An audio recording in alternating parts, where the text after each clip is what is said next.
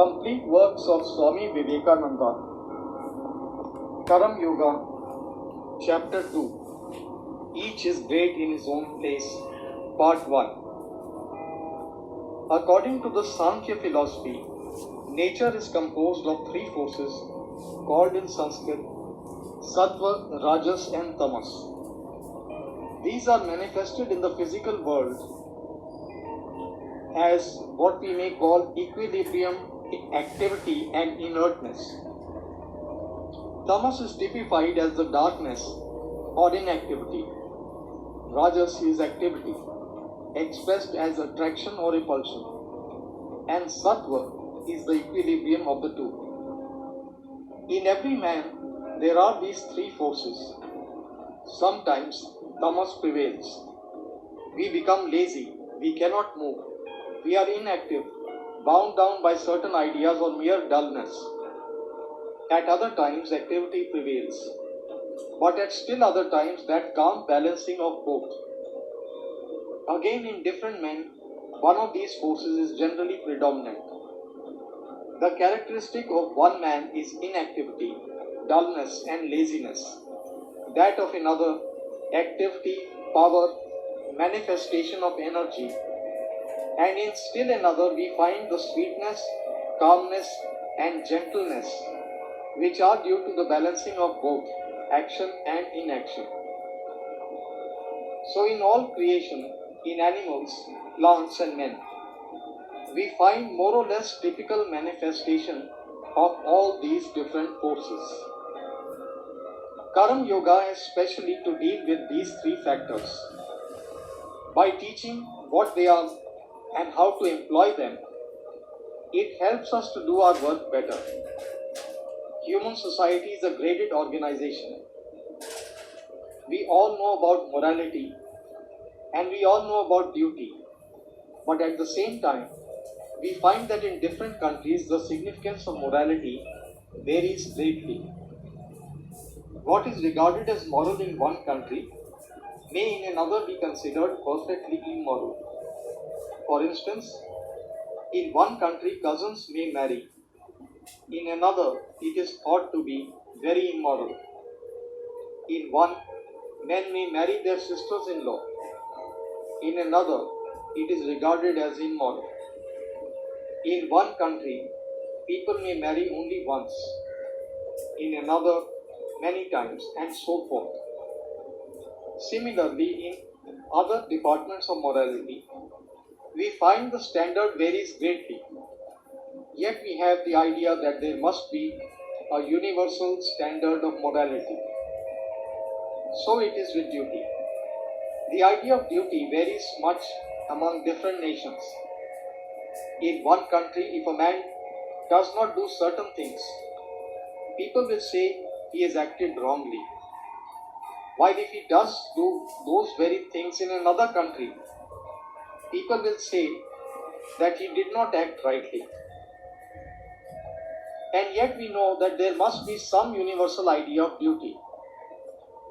In the same way, one class of society thinks that certain things are amongst its duty, while another class thinks quite the opposite and would be horrified if it had to do those things. Two ways are left open to us. The way of the ignorant, who think that it is only one way to truth and that all the rest are wrong.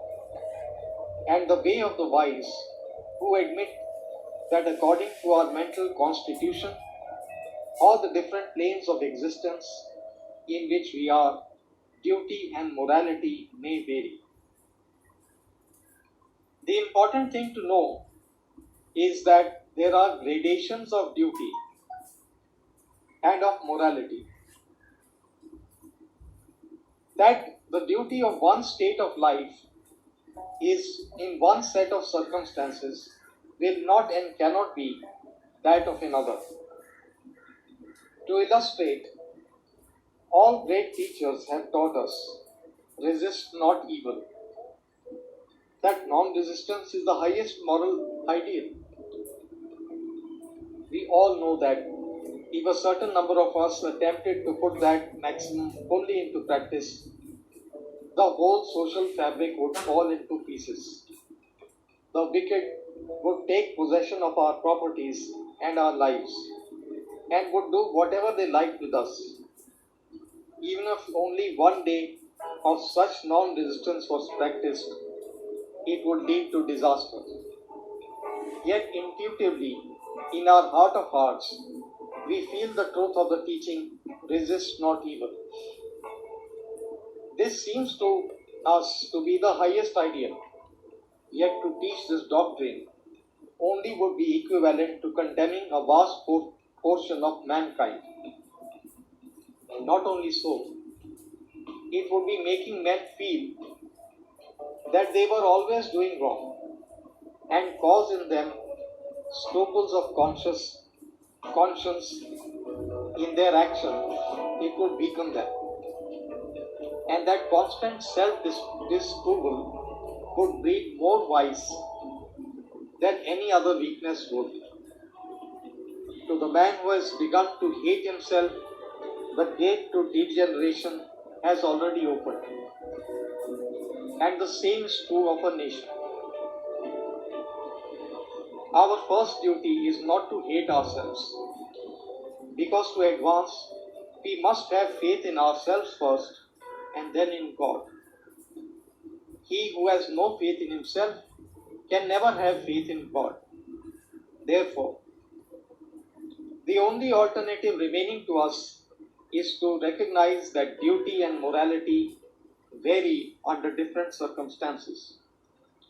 Not that the man who resists evil is doing what is always and in itself wrong, but that in the different circumstances in which he is placed, it may become even his duty to resist evil. In reading the Bhagavad Gita, many of you in Western countries may feel astonished at the second chapter, wherein Shri Krishna calls Arjuna a hypocrite and a coward because of his refusal to fight or offer resistance on account of his adversaries being his friends and relatives, making the plea that non-resistance was the highest ideal of love. This is a great lesson for all of us to learn, that in all matters, the two extremes are alike.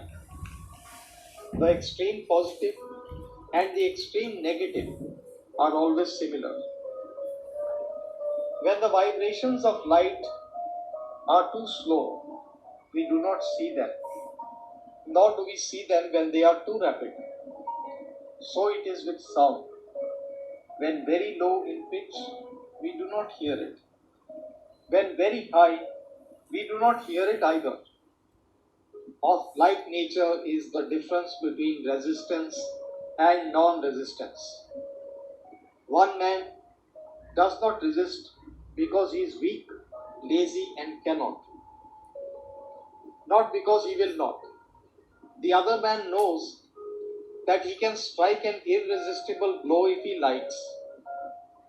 Yet he not only does not strike but blesses his enemies.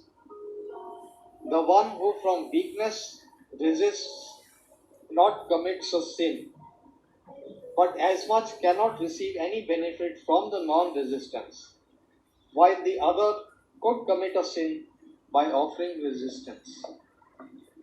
Buddha gave up his throne and renounced his position. That was true renunciation.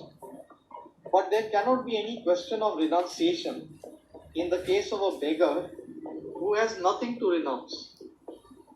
So we must be always careful about what we really mean when we speak of this non-resistance and ideal love.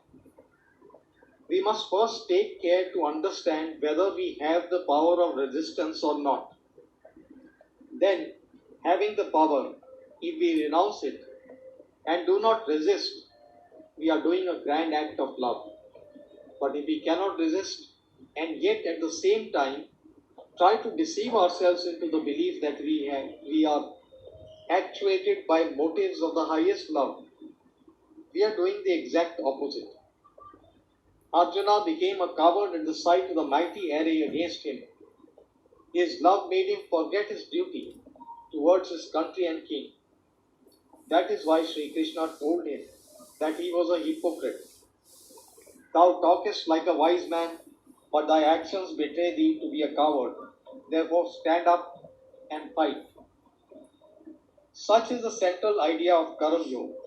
The Karam Yogi is the man who understands that the highest ideal is non-resistance, and who also knows that this non-resistance is the highest manifestation of power in actual possession, and also what is called resisting of evil is but a step of the way towards manifestation of this highest power, namely non-resistance. Before reaching this highest ideal, man's duty is to resist evil. Let him work, let him fight, let him strike straight from the shoulder. Then only when he has gained the power to resist will non-resistance become a virtue.